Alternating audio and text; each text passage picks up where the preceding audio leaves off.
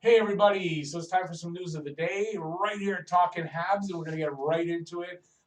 First item, though, is not a very happy one. Albert Jr. Langlois, he's died at the age of 85. He played 4 seasons with Montreal, winning the Stanley Cup in the 1958, 1959, and 1960.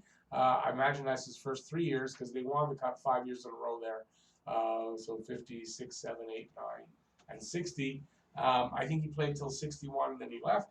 I believe he had an 11-year career in which he played for New York Rangers, Boston Bruins, and the Detroit Red Wings. And in 498 games, he had 21 goals, 98 assists for 119 points. He was also the last Bruins player to wear the number 4 before Bobby Orr did. So he was the last one. Kind of different and not a big scorer, was probably on the checking line. I believe he was a third liner. And yeah, big difference from the numbers that the next guy to fill the number 4 sweater did, that's for sure. So my condolences, though, to family and friends of Albert Jr. Langlois. Gila Fleur, on a better note, Gila Fleur turned 69 on September 20th. Now I'm filming this on the 22nd. So he turned 69 2 days ago, and he's been recovering from the heart bypass surgery he had. And then 2 months after that, he was diagnosed with lung cancer. And I don't know if he had like a part of his lung removed or a lung removed, but he had lung operation.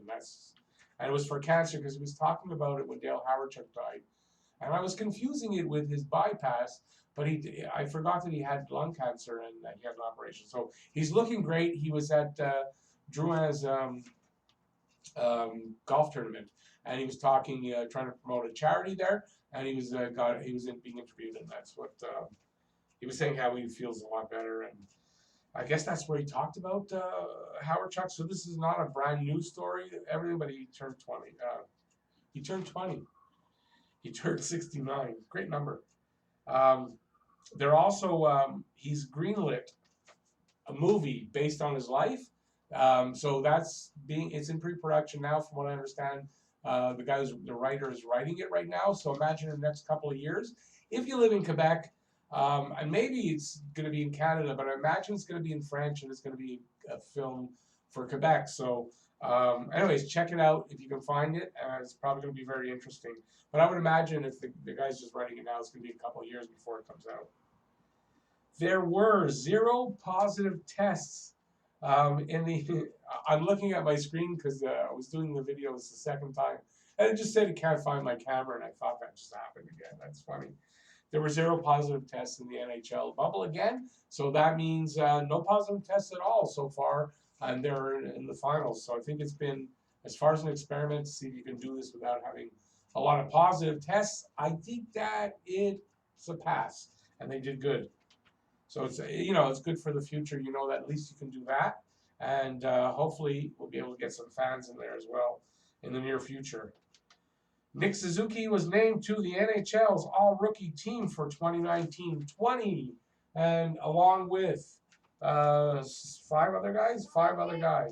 Goalie Elvis Merzlikins from Columbus Blue Jackets. I do believe Merzlikins had something like 5 games, 5 shutouts in a row, something like that. Or a very short period of time, like 8 games or something like that, and he had 5 shutouts in those. So he had a hell of a rookie year. A lot of promise there for Elvis. Elvis has left the building. Sorry. Next up, Quinn Hughes, defenseman for Vancouver. And of course, Cale Makar, defenseman for Colorado. Dominic Kubalik, Chicago's rookie. I believe he got 30 goals or something like that. Victor Olofsson from Buffalo, and our very own, like I said, Nick Suzuki. First, what did I write there? First Hab in 37 years to be named to the All-Rookie team, and I think that's because the All-Rookie team has been only around for 37 years, because I think it's the first Hab ever since it started. So Nick Suzuki, I think he deserved it anyway, but I mean, that's a nice accomplishment for him. So, big question today coming out: will Cole Caufield head to Europe to play, and specifically in Sweden for Rogel? I think that's how you pronounce it, Rogel BK. So I'll just read what I wrote. He is rumored to be possibly going to play in Sweden with Rogel BK of the Swedish Hockey League. So it's a good league He'd be playing against men.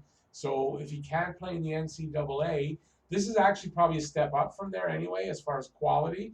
But he's also playing against the bigger bodies to see that he can handle it. He had the first year of his NCAA career because he had 19 goals and a total of 36 points in 36 games. So I think he handled himself well.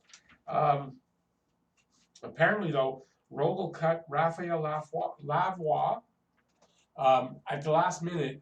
So I'm not sure if he just didn't make it and he wasn't good enough, or they were trying to set up this thing with Caufield kind of last minute all of a sudden, and they cut Lavoie to make room for Caufield. Don't know. That's what the rumor is so far. They were looking for another top talent. So I imagine Lavoie didn't really make the cut there.